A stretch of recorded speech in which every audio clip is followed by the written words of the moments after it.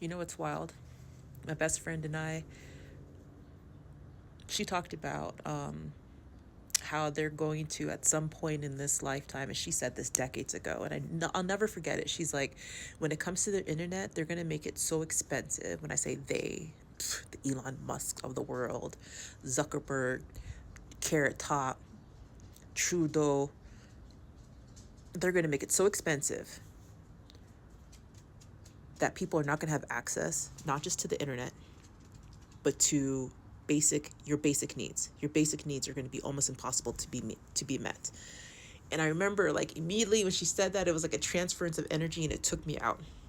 I like had a panic. Like, I literally had a panic attack, because what she was saying was, there are so many people that are going to suffer intentionally because of the selfish behavior of others who just want power, that just seek power. And that's how sensitive my spirit is. Fast forward, they're trying to make it. Oh, they have made it. Actually, in 2002, I think it was, I noticed when I was on the internet and I was typing up, Google search, and it wasn't as easy to find the most basic thing anymore. Now you had to be like more meticulous with your wording so that you could pull up certain things, because then you would get all of these people who can pay $19.99 for an organization, and it'll show up on the search bar, right? The Google search, the Google University, right? And a lot of those places, and it was just another opportunity for you to, like, oh man, what I'm trying to say is that this world, January 20th, is going to be super interesting. And we've got to be in network. We have to be in network with the people that we trust and deem the most. Here's another quick little thing about power and control and all of the things. I have been in spaces and places, and I know that you have been too, where I get in a space with another colored woman, another black woman, and I'm hoping that it's going to be a wonderful experience, right? Because I'm expecting that that person's going to be like me, and we're going to be vibing, and not just vibing, like, we're going to really use our skills to make a difference and an impact as per I was trained. That is not what happens in the workforce. Absolutely not. That person has so many insecurities. That person, like, climbed the corporate ladder in ways, and or has been positioned and postured in that way because of some Jezebel crazy wild ass whatever, and they just proceeded to make my life a living hell. And I'm not one to back down. For y'all that played basketball with me, you know I will not go down without a fight, baby. I am from the Caribbean, so I don't play. Like, why are you like that to people? You'll get what's coming to you, obviously. And I had to keep reminding myself that in those moments. But if you ever done that to another woman, how dare you? It's gross. And whatever you get, that's on you. And it makes my stomach hurt, because I have a daughter and I have a son, and I'm like, like, the drive for, like, to be here right now, and be able to have the luxury of being a researcher and a consultant and a person who's built multiple communities in many different parts of the country, to afford people to bridge that gap, and only after they come through my program. And people are like, why your program? Because if you're not informed and you're not attuned to the things that are happening with you, you might bring your colonistic ways with you. You might bring that fashionist crap with you. You might bring those demons with you. We can't do that, babies. We cannot do that. You can't do that, because my kids are there. My kids are there. And if my kids are there, that portal is not open. It's not going to open very lightly. However, and I've never turned anybody down. I've never turned anybody down. I've never turned anybody away. I will never do that unless you come from a cloth of someone who has sent you to spy on what I've been doing. And I've had that too. I'm like, damn. God really be showing me who people are. He said, just be quiet and watch and see. You'll feel it.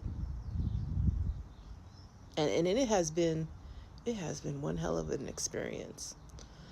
So I don't deal with many, but I have plenty. I have plenty of women who are just like, they can open the doors to so much. And people are like, well, if you could do so much, why you look like this? Because I'm cozy and I choose to be cozy and I'm resting. This is my resting season. This is my resting season. This is my resting face. And cheerfully, I didn't pick it. God did. He's like, you need to sit down, okay? I let you go and you was doing the most. Now I just need you to sit back and watch how things have unfolded, right? See how things have unfolded. And when you feel that urgency to return to the things that broke you, don't do it.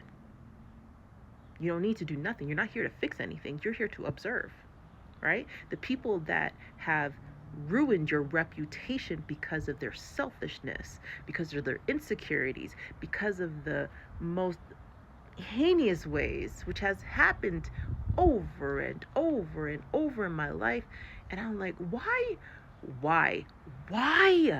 And then I realize, as a mother, I get to protect the next generation, right? Don't come out here calling me mom and stuff. I'm not nobody's mom. I'm not nurturing nobody, but I come with a nurturing spirit, right? I come with a light, and I have to protect that light. And now I'm like, wow, you really, and I can also see too, and hold myself accountable for all the reckless ways that I did not protect my light. And I knew that people were playing in my face. And I was like, man, this person is real good at telling lies. This person is real good at scamming me out of my bank account, scamming me out of my, I don't even want to get too deep in it, but, and I'm pretty like, I thought I was a pretty smart person, but this world's tricky. This world's real tricky. It is real tricky. But anyways, fast forward to now. I get to create community and bring over Black youth and families. I have been doing this work for over 3 decades. 3 decades. And it was only till like, it was almost like 8 years ago, I was just like, I don't need an entity. I don't need any kind of institution or corporations telling me how to do this anymore. So being a part of the Arizona Trauma Institute, where I was trained thoroughly once again by one of the best, by a few of the best, who have helped my family get back on track, because the world will mess it up. The minute that they knew that I was married to anything, basketball, art, my children's dad, like myself, like people just, they can't stomach it. It's such a bizarre phenomenon. Yo, like, ugh, bleh, bleh, gross. But fuck these hoes, man. Fuck them. Done. Been done. It's about my family. It's about my children. It's about my nieces and my nephews and my bambinos and all of the people who have stuck with me from then till now. Now, if you stuck with me and you've watched people destroy me, and you sat there with your popcorn and you laugh and you're like, haha, kiki, and you're still friends with them, we're not friends. We're not friends. We're not peeps. You can just squash it. You can go ahead and erase that whole entire thing. Matter of fact, go ahead and erase every version that you knew of me. Okay? Because I'm probably worse now than I was before, because now I'm really like chill with it. If you pause long enough, you get to hear what people say. You get to hear what people say, and you get to hear what other people are saying, because it just kind of like, it's like a chain, it's like a rash. It just comes out of them.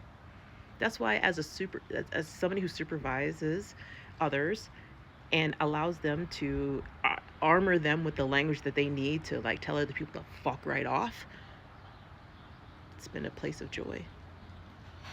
It's been a real place of joy. I am delighted to be in this business. I love what I do. Oh, I love what I do. IEPs, delighted to be in those spaces too. Because how dare you? You're going to provide those goddamn supports, and you're going to make that child's life so easy. Just like yours has been.